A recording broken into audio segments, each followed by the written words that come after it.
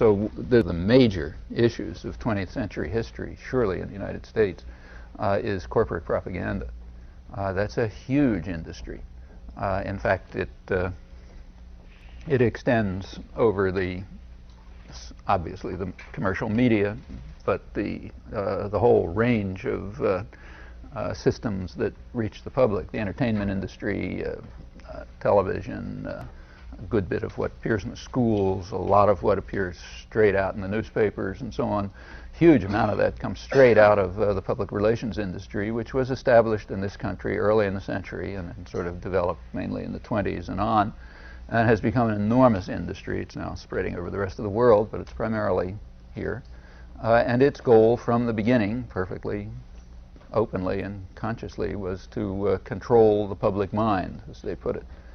And the reason was that the public mind was seen as the greatest threat to corporations. That's from early in the century.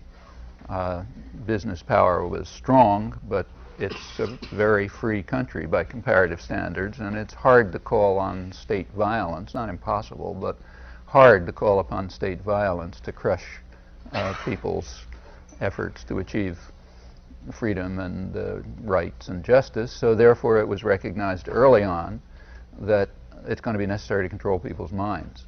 I should say that's not a new insight either. You know, you can read it in David Hume and the Enlightenment, where it was already recognized. In fact, go back to the earliest stirrings of democratic revolutions in England in the 17th century, and there already was concern that we're not going to be able to control people by force, and we therefore have to control them by other means, controlling what they think, what they feel, their attitudes toward one another.